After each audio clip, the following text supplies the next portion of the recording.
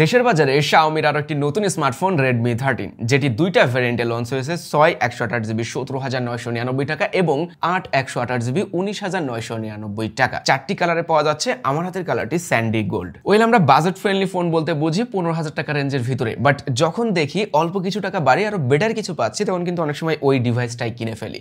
Xiaomiর এই ফোনটা যেহেতু 18-20 রেঞ্জের ভিতরে, তো আমরা এই ডিভাইস থেকে সেই বেটার কিছু আসলে পাচ্ছি কিনা সেটি তুলে ধরার চেষ্টা করব আজকের ভিডিওতে। KSFX 108 megapixel main camera, 6.79 inch ফুল HD+ 90Hz এর ডিসপ্লে প্যানেল, 5030 mAh এর battery, Helio G91 Ultra SoC এবং সর্বশেষ গ্লাস ব্যাক ডিজাইন। চারদিকে প্লাস্টিক ব্যাকে যখন ভরাডুবি অবস্থা, তখন Xiaomi এই বাজেটে গ্লাস ব্যাক ডিজাইন দিয়ে যেন মাথা উঁচু করে দাঁড়িয়েছে, যে কারণে সবার আগে এই ফোনটা হাতে নিতেই একটু বেশি প্রিমিয়াম এবং সলিড মনেই হবে। আমরা জানি গ্লাস ব্যাক ডিজাইন মানে ফিঙ্গারপ্রিন্ট খুব সহজে ক্যাচ করে ফেলে, বাট এর রেয়ারের নিচে রয়েছে সিল্ক কোটিং, যে কারণে ওই ফিঙ্গারপ্রিন্টটাকে খুব একটা ভিজিবল হতে দেয় না, তাই অলওয়েজ ফোনটাকে নিট অ্যান্ড ক্লিন মনে হচ্ছিল। গতানুগতিক ধারার বাইরে যায় একেবারে ইউনিক ক্যামেরা মডিউল দেওয়ার চেষ্টা করা হয়েছে, যেখানে ক্যামেরা রয়েছে দুইটা এবং তার পাশে সার্কেল ফ্ল্যাশ লাইট। একেবারে যারা মিনিমাল অ্যান্ড সিম্পল ডিজাইনের ফোন পছন্দ করেন তাদের এই ফোনটার ডিজাইনটা বেশ ভালোই লাগবে। প্লাস্টিকের ফ্ল্যাট ফ্রেম ডিজাইন, 205 গ্রাম ওয়েট ডিস্ট্রিবিউশন ভালো থাকায় অতটাও হেভি ডিভাইস মনে হয় না।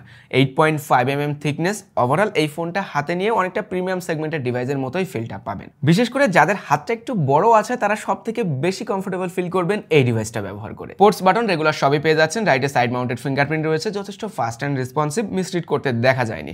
বটম প্যানেলে speaker grill, type C port, left hand সাইডে সিম কার্ড ট্রে, যেখানে 2 ন্যানো সিম কার্ড ও আর on SIM on SD card ব্যবহার করা যাবে। একেবারে টপ প্যানেলে দেওয়া হয়েছে 3.5 অডিও পোর্ট এবং আয়াস সেন্সর। 6.79 ইঞ্চ 90Hz এর ফুল HD+ 500 ডিসপ্লে দেখা মিলেছে এই ডিভাইসে। হ্যাঁ, এই ডিসপ্লের কালার, কন্ট্রাস্ট, স্যাচুরেশন, শার্পনেসের দিক থেকে ঠিকঠাকই মনে হচ্ছিল এই প্রাইস পয়েন্টের ফোন হিসাবে।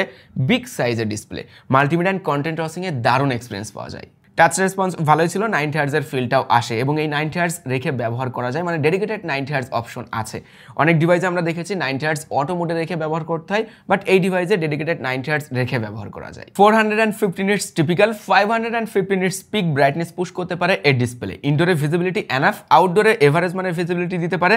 বেসিক কাজগুলো করতে খুব একটা সমস্যা হচ্ছিল না। চলেন এবার এই ফোনের ক্যামেরা নিয়ে কিছু এক্সপিরিয়েন্স করা যাক। 108 megapixel main sensor, 2 megapixel macro sensor এবং ফ্রন্টে থাকছে 13 megapixel selfie camera. Main camera দিয়ে ডেলাইটে ইমেজগুলোতে শার্প অ্যান্ড ডিটেলে দেখা মিলেছে। ন্যাচারাল কালার টোন দেওয়ার চেষ্টা করে, হোয়াইট ব্যালেন্স আর ডাইনামিক রেঞ্জও ছিল ভালোই। লাইট ভালো পেলে 3x জুমের ডিটেল খুব একটা লস করে না। রেডি টু আপলোড ইমেজ পাবেন, কয়েকটা পোর্ট্রেট ইমেজও ট্রাই করলাম, একেবারে হতাশ করেনি। এজ ডিরেকশন ভালো ছিল, সফট বোকে ব্যাকগ্রাউন্ড ক্রিয়েট করতে পারে, সব মিলে ইমেজগুলো অনেকটাই ন্যাচারাল করে তোলে। লো লাইটে নয়েজ কমিয়ে শার্পনেস ধরে রাখার চেষ্টা করে, কালার টোন অ্যান্ড এক্সপোজার ঠিকঠাকই ব্যালেন্স করতে পারছিল। সব মিলে এই বাজেটে এর ক্যামেরা নিয়ে সন্তুষ্টি থাকার মতো। রেয়ারে 1080p 30fps ভিডিও শুট করা যায়, নো EIS OIS। EIS থাকলে স্টেবিলিটি আর একটু বেটার পাওয়া যেত। 1080p হিসাবে দেখলাম ভিডিওতে ভালোই শার্পনেসের দেখা মিলেছে, ভালো কালার টোন দিতে পারে, ফাস্ট এক্সপোজারও ব্যালেন্স করতে দেখলাম। 2 মেগাপিক্সেল ম্যাক্রো ক্যামেরা দেখা মিলেছে, যা অপরিজনীয় সেন্সরের থেকে একটা ভালো কিছু দেওয়া হয়েছে, এই জিনিসটা ভালো লেগেছে। বেশ ভালোই ক্লোজ থেকে ছবি তুলতে পারে, তবে যথেষ্ট লাইটের প্রয়োজন এর ক্যামেরা থেকে শার্প ইমেজ নিয়ে আসার জন্য। 13 মেগাপিক্সেল ফ্রন্ট ক্যামেরা হিসাবে ভালো মানের সেলফি তোলা যায়, ফেস ওভার এক্সপোজ করে না অ্যান্ড শার্পনেসও ধরে রাখে। ওয়াইড অ্যাঙ্গেল লেন্স তাই অনেকজন একসাথে সেলফি তোলা যায় এবং সবাইকে ক্লিয়ার রাখার চেষ্টা করে। ফ্রন্ট ক্যামেরাও 1080p 30fps ভিডিও শুট করা যায়, কোয়ালিটি দেখলাম প্রায় সিমিলার। এই ডিভাইস বলে কথা না, আমরা 25-30 হাজার টাকা রেঞ্জের ডিভাইসেও কিন্তু Helio G91 SoC ব্যবহার হতে দেখেছি, তবে এই ডিভাইসে থাকছে Helio G91 Ultra।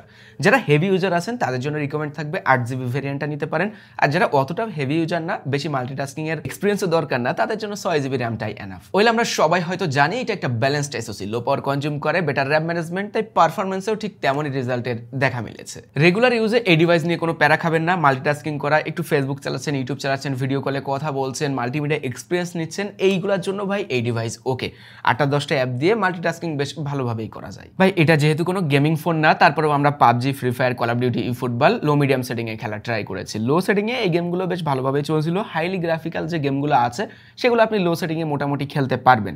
PUBG-তে যখন খুব বেশি ফাইট টাইট করা হয়, এনিমি বেশি থাকে, তখন ল্যাগের দেখা মিলবে। তাছাড়া রেগুলার যখন খেলাটালা করবেন তখন ল্যাগটা খুব একটা করে না। এদিক থেকে ফ্রি ফায়ারে আবার অনেক বেটার পারফরমেন্সটা পাওয়া যায়। ফ্রি ফায়ারটা খুব ভালোভাবে এই ফোনে খেলা যাচ্ছিল। তাছাড়া 2D 3D গেমগুলো আবার স্মুথলি রান করা যায় এই ডিভাইসে। আমরা বেশ কয়েকদিন ব্যবহারে এই ফোনে কোনো হিটিং ইস্যু পেলাম না।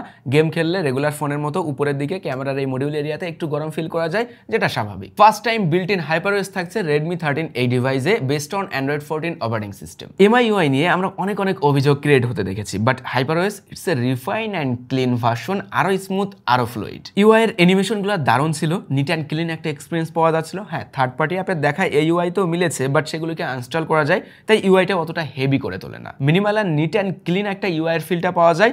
এই দিক থেকে HyperOS এর ব্যাপারটা আমার কাছে বেশ ভালোই লেগেছে। 5030 mAh এর ব্যাটারি, রেগুলার ইউজে 1 ডে ব্যাকআপ পাওয়া যায়, স্ক্রিন অন টাইম 7 ঘন্টার কাছাকাছি দিতে পারছিল। 33 ওয়াটের ফাস্ট চার্জিংও রয়েছে, যা দিয়ে মোটামুটি বেশ ভালোই ফাস্ট চার্জ করা যায় এই ডিভাইসটিকে। এছাড়া এই ফোনের নেটওয়ার্ক কানেক্টিভিটিতে সমস্যা ছিল না, ব্লুটুথ 5.4, ওয়াইফাই, NFC সবই ঠিকঠাক কাজ করছিল। FM রেডিও দেখলাম রয়েছে, জাইরো সেন্সর রয়েছে, যারা গেম টেম খেলেন তাদের জন্য এই জিনিসটা কাজে আসবে। আর একটা বিষয় ভুলেই গেছিলাম, এই ফোনে কিন্তু সিঙ্গেল স্পিকার থাকছে, তারপরেও যথেষ্ট লাউড সাউন্ড দিতে পারে। সাউন্ডের ভিতরে বেজও বেশ ভালো পাওয়া যাচ্ছিল। যারা শুধুমাত্র স্পিকারে বেসটা চাচ্ছেন তাদের জন্য ঠিকঠাক আছে, ক্রিস্পি ক্লিয়ার সাউন্ড দিতে পারে। ফুল ভলিউমে সাউন্ডের ভিতরে ডিস্টরশনও ছিল না। এখন 18-20 হাজার টাকা রেঞ্জে এই ফোনটা আসলে কোন কোন দিকে এগিয়ে আছে দেখেন। এই বাজেটে গ্লাস ব্যাক ডিজাইন একেবারে রেয়ার, যে কারণে এই ফোনটার ইন হ্যান্ড ফিল আরো বেশি প্রিমিয়াম পাওয়া যায়।